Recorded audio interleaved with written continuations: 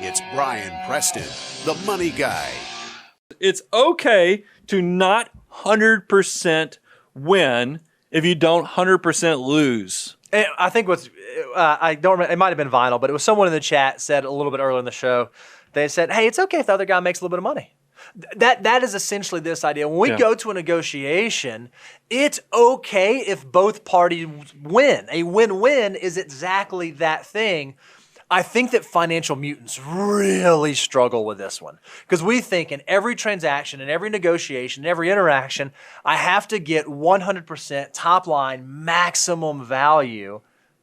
But realistically, I think that's a fallacy. I think here's what I think is interesting. Small stuff, I do struggle. I feel like I have to get the best deal because I want every dollar to go far. Sure. I find on big negotiations, I'm not the best at it where I'm squeezing out every ounce of value or every dollar because I am kind of a softie on relationships. Sure. And I feel like big deals are more of the relationship skills versus, the commodity negotiations. Sure. You don't have to get so emotional about it. So there is some differences there. But the experience share I had, and I'm so mad at myself, and probably somebody in there and you can read it out. I read a book, and this book's older, but it's Choose Yourself. Okay. And the gentleman who wrote that's had quite a few.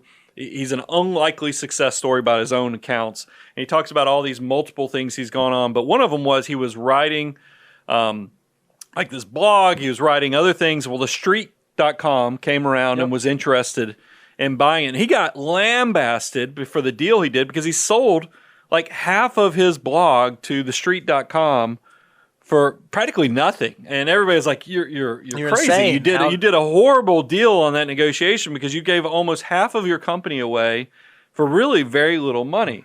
Well, his point, and I don't know if anybody posted his name, but the point that the author had was, yes, he didn't make money on that deal, but once he got them in the door, the street realized they liked what he was building so much. They bought the other 50. They bought him 100% out, and they paid a huge premium. Actually, made him super successful off of buying the rest of the company because he essentially gave them a taste. It's the free sample deal. What seems like an unusual way to let a deal happen. Yes, you didn't maximize the value or the dollars on each transaction.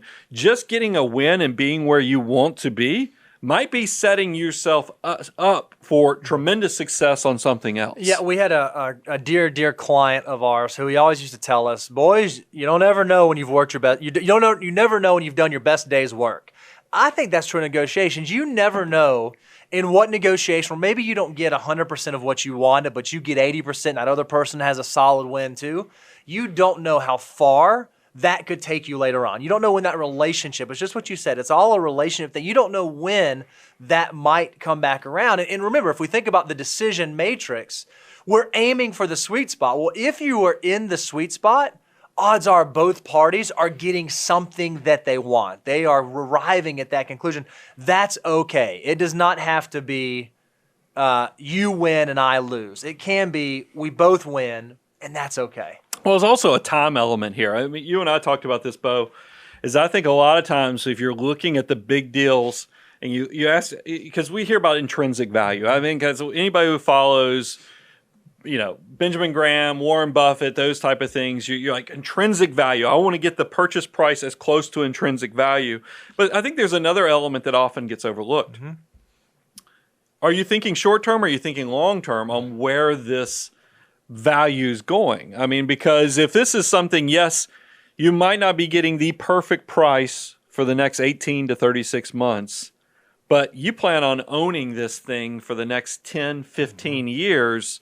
Is this going to look like a genius move? I'm thinking about like real estate. I think there's a lot of things. Great example. Our experience here, like the building we have this business in, the building owner we've gotten to be friends with, and he has shared that when he bought a building, as some of the buildings he's done in the past, he had other landowners in the area go, man, I wish you'd come offer me that, the equivalent of what you offered on that, because that was just not a great deal.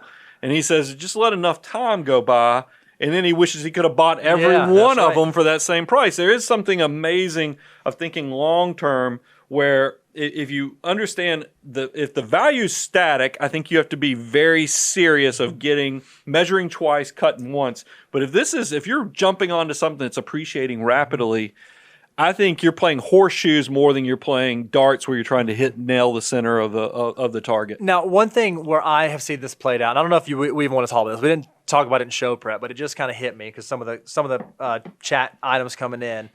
Sometimes we have to do this as a means to conclude a negotiation. So, like, a lot of folks are asking about, hey, well, how do you negotiate with IRS? I don't think we need to go into that necessarily, but there are times where maybe you get a bill for something. Maybe there was a service provider who says, hey, I provided you these services and you owe me payment for that. And you say, no. The services you provide me were not what we agreed to, or it wasn't up to, or whatever.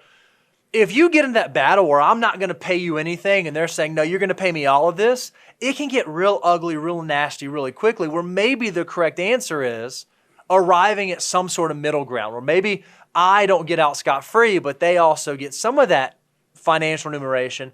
There's some middle ground there that could potentially save a lot of heartache, a lot of hassle, a lot of headache. So, by the way, I'll answer just because I'm nerdy. If you have an IRS issue and you're asking about negotiations, write down any circumstances or specific unique things that are actually have caused this. Like if you had an illness, a death in the family, a hardship, there's nothing wrong with writing a letter to the IRS and then sharing some of the things that are going on. Even if you relied upon a bad advisor, a bad CPA, that can also be a reason. Yep. And then ask them to abate, minimize the penalties and interest. You're still going to pay the taxes, by the way. You never get out of the taxes, but you can minimize. You can ask them to abate some of the penalties and interest. You'd be surprised. I've actually had some luck with I don't think, the IRS is not out there trying to destroy us all. Like I think, some people have made them the boogeyman when it's just not that way. And I'm going to throw this out there. Just because you receive a letter from the IRS does not automatically mean that they are right and you are wrong. That's true. We've seen a lot of IRS letters come through where they just misunderstood a transaction on a tax return. Make sure that you don't, and we've had clients do this before, they get a letter and say, you owe $700. They're like, oh my goodness, they write a check immediately. Yeah. And then we find out after the fact, we say, no, you didn't know that because this was the way that transaction was. Make sure you kind of double check that. We got off on a weird sidebar there, but that's an important thing to know.